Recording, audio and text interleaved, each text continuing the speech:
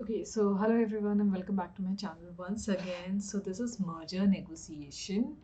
Okay, significance of P by E, that is price earning ratio, and EPS, that is earning per share.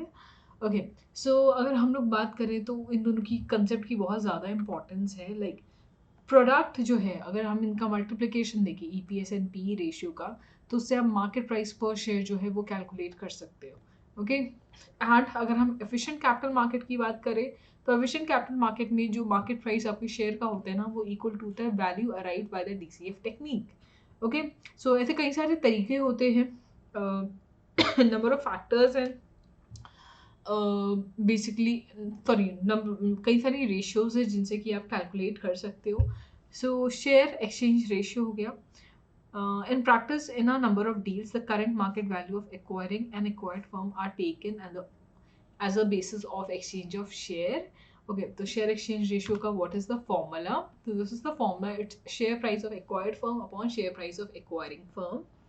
The exchange ratio in terms of the market value of share will keep the position of shareholder in value terms unchanged after the merger since their proportionate wealth would remain at the pre-merger level.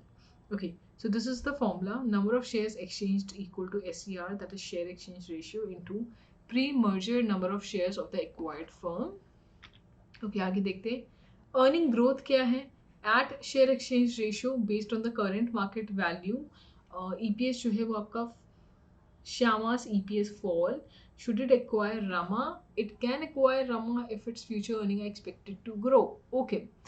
मान लेते हैं share exchange ratio की basis पे like जो कि current market value पे based होता है अगर श्यामा कंपनी है उसका ईपीएस फॉल हो रहा है तो क्या उसको खुद को रमा को एक्वायर करना चाहिए तो वो ऑब्वियसली रमा फर्म को जो है तब एक्वायर कर सकता है अगर उसको पता है कि फ्यूचर में वो फर्म ग्रो होगी उसको कुछ ना कुछ फायदा देके जाएगी राइट तो श्यामा का जो ईपीएस है वो भी इंक्रीज हो जाएगा फास्टर इंक्रीज हो जाएगा क्यों क्योंकि वो रमा को जो है अपने अंडर ला रही है और रमा का फ्यूचर ग्रोथ जो है वो उसको दिख रहा है तो ऐसे कुछ इंपॉर्टेंट फैक्टर्स होते हैं जो कि earning growth of the acquiring firm को इन्फ्लुएंस करता है इन फ्यूचर सबसे पहला है price earning ratio of the acquiring and acquired company then the ratio of shares exchanged by the acquiring company for one share of the acquired company, then pre-merger earning growth rate of acquiring an acquired company, then level of profit after tax of the merging company, and weighted average of the acquired earning growth rate of the merging companies.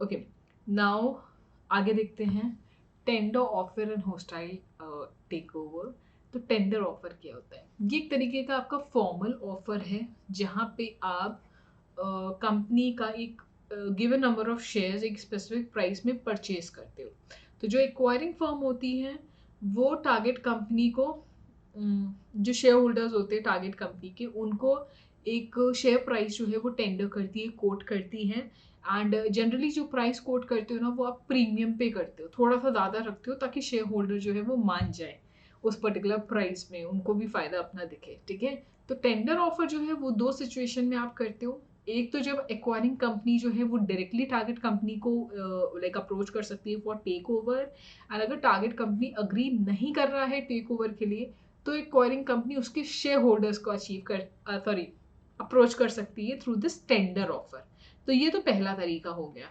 Right next क्या है tender offer जो है वो आप use कर सकते हो बिना किसी नेगोशिएशन के and it may be tantamount to a hostile takeover. The shareholders are generally approached through announcement in the financial press or through direct communication individually. They may or may not react to a tender offer. So these are the point. Now आगे और देखते हैं like defensive tactics क्या है okay. जब target company कई सारी tactics का यूज करती है खुद को वो हॉस्टाइल टेक ओवर से बचाने के लिए मान लेते हैं मेरी फर्म है मैं नहीं चाहती कि कोई उसको टेक ओवर करे तो मैं क्या करूँ खुद को कैसे बचाऊँ तो बचाने के भी कई सारे टैक्टिक्स हैं तरीके हैं जिससे कि आप सामने वाले को रोक सकते हो ठीक है तो उसमें डाइवेस्टिचर आता है यहाँ पे क्या होता है आप क्या कर सकते हो आप जैसे कि मेरे कंपनी को कोई टारगेट करने की सोच रहा है तो मैं अपनी कंपनी को डाइवेस्ट कर सकती हूँ। मतलब मैंने एक सब्सिडरी कंपनी बना ली, अपना कुछ बिजनेस उस सब्सिडरी कंपनी में कर दिया, ताकि मेरा जो फर्म था वो अब लेस अट्रैक्टिव लगे, उतना अच्छा ना, मतलब उतना अट्रैक्टिव नहीं लगे कि सामने वाले को अट्रैक्ट करे, और मैंने अपने बिजनेस को जो है कुछ अलग अलग पार्ट्स में डिवाइड कर दिया। तो एक ये तरीका है। देन एक हो गया आपका क्राउन ज्वेल। यहाँ पे क्या होता है, when the target company uses the tactic of divestiture, it is said to sell the crown jewel in some countries such as like UK हो गया। यहाँ पे आप क्या करते हो, मतलब यूके में ये चीज़ यूज़ करते हैं लाइक जैसे कि जैसे ही सामने वाले को ये पता चल जाता है कि भाई उसको जो है कोई टेक ओवर करने आ रहा है, ठीक है, अगर पता चल गया है, नोन है, तो आप उस पर्टिकुलर डील को जो है कैंसिल कर सकते हो, आप उससे बच सकते हो। ओके, देन पॉइजन पिल क्या है, an acquiring company itself could become a target when it is bidding for another company। आप ठीक है खुद को टारगेट बना दो, राइट, आप खुद, एंड फिर क्या करो, the tactic used by the acquiring company to make itself unattractive to a potential bidder is called poison pill। ठीक है, कोई आपको टारगेट करने आ रहा है तो आप खुद ही के ऊपर बिड लगवा दो ताकि आप अनअट्रैक्टिव दिखो, इन सामने वाला आपको एक्वायर ना कर सके। Then green mail होता है, it refers to an incentive offered by management of the target company to potential bidder for not pursuing the takeover। ठीक है, यहाँ जो भी कंपनी आपको टेक ओवर करने आ रही है आप उसके मैनेजमेंट को कुछ पैसा वैसा दे दो, इंसेंटिव दे दो। Then white knight क्या होता है, target company is said to use a white knight when its management offer to be acquired by a friendly company to escape from a hostile takeover। Okay, यहाँ पे क्या है, जब आपकी कोई फ्रेंडली कंपनी ही आपको एक्वायर करने आ रही है, उससे बचने के लिए आप ये यूज़ करते हो। Then golden parachute, when a company offers hefty compensations to its manager if they get ousted due to takeover, the company is said to offer golden parachute। okay, so these are the points, I hope ये clear है, right? आगे देखें। okay, let's see now corporate strategy and acquisition, like कई सारे reasons होते हैं जिनकी वजह से जो मर्जर एक्विजिशन हो रहे हैं ना वो फेलियर की तरह साबित होते हैं।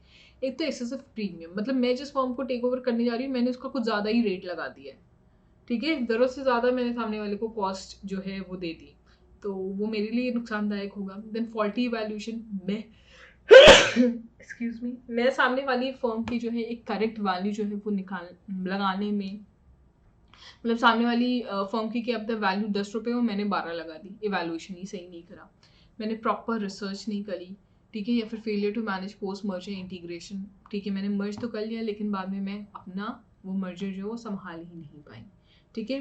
तो 4 इंपॉर्टेंट स्टेप्स इन्वॉल्व होते हैं अगर आपको एक प्रॉपर डिसीजन लेना है regarding merger acquisition. It's planning, search and screening, financial evaluation and integration.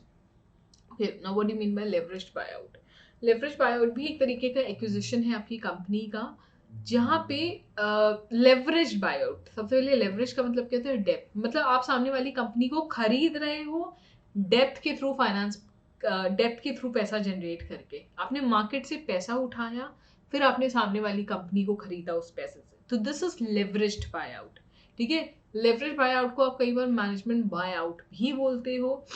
Okay, I hope कि ये क्लियर है। नाउ लेवरेज बाय आउट जो है वो आपको कब करना चाहिए, मतलब मैं सोचो मार्केट से पैसा उठा कर किसी कंपनी को खरीदने जा रही हूँ तो मैं तो बहुत बड़े रिस्क ले रही हूँ, राइट, वो मर्जर अगर फेल हो गया तो मेरा तो पूरा मार्केट का पैसा उठा हुआ, मैं कैसे चुकाऊंगी वो चीज़। तो ऑब्वियसली आप ऐसी फर्म के लिए करोगे जिस फर्म में आपको बहुत ज़्यादा ग्रोथ दिख रहा है, आपको दिख रहा है कि भाई मार्केट शेयर जो इसका बहुत हाई है, आपको फ्यूचर पोटेंशियल प्रॉफिट दिख रहा है, लिक्विडिटी हाई है जिसका, हाई डेप्थ कैपेसिटी है, ऑपरेटिंग रिस्क जो है वो लो है, अगर ये पॉइंट्स हैं उस पर्टिकुलर फर्म में तो आप उसके ऊपर इतना बड़ा रिस्क ले सकते हो। तो ये तरीका है, अगर ये पॉइंट्स हैं then you can go with it.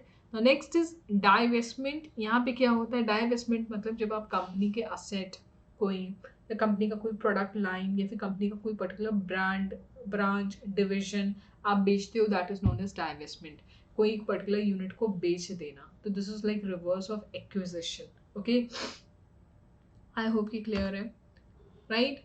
तो जनरली हम लोग डाइवेस्टमेंट करते क्यों, स्ट्रैटेजिक चेंज, मान लेते कॉम्पिटिटिव चेंजेस आ रहे हैं, कुछ इकोनॉमिक चेंजेस आ रहे हैं मार्केट में जिसके चलते आपको वो करना पड़ रहा है। देन सेलिंग कैश काउज, मान लेते कोई ऐसा पर्टिकुलर बिजनेस है जो सैचुरेशन स्टेज पे पहुंच गया है, एंड उससे आपको बहुत हाई कैश फ्लो नहीं मिलेगा, तो आप वो बेच के स्टार यूनिट्स में जो है वो पैसा लगा देते हो, जो आपको बेटर रिटर्न जनरेट करके दे सकता है। Then disposal of unprofitable business. Unprofitable business, कोई फर्म, कोई यूनिट ऐसा है जो आपको लॉस दे रहा है या फिर प्रॉफिट नहीं दे रहा है, तो उसको हटाना ही बेटर है, ना कि उसमें अपना टाइम वेस्ट करना। Then consolidation, a company might have become highly diversified due to unplanned acquisition in the past. ठीक है, so it might sell its unrelated businesses and consolidate its remaining businesses as a balanced portfolio. Then unlocking value. Sometimes stock market is not able to value a diversified company properly since it does not have full disclosure of information for the business separately. Once the business are separated, the stock market correctly values the businesses. तो यहाँ पे क्या है, जब आपकी company बहुत ज़्यादा diversified होती है तब आप अपने बिजनेस की एक सही वैल्यू जो है वो नहीं निकाल पाते, क्योंकि इन्फॉर्मेशन आपके सामने फुल्ली लाइक डिस्क्लोज नहीं होती है। सो उसकी वैल्यू अनलॉक करने के लिए आप कई बार डाइवेस्टमेंट करते हो कि भाई इतना पार्ट बेच दो, कम से कम हम पर्टिकुलर वैल्यू तो निकाल पाएंगे अपने ऑर्गेनाइजेशन की। आई होप ये क्लियर है, राइट? तो मोस्ट इंपॉर्टेंट पार्ट हमारा यही था जो हम लोग ने यहाँ पे क्लियर कर लिया।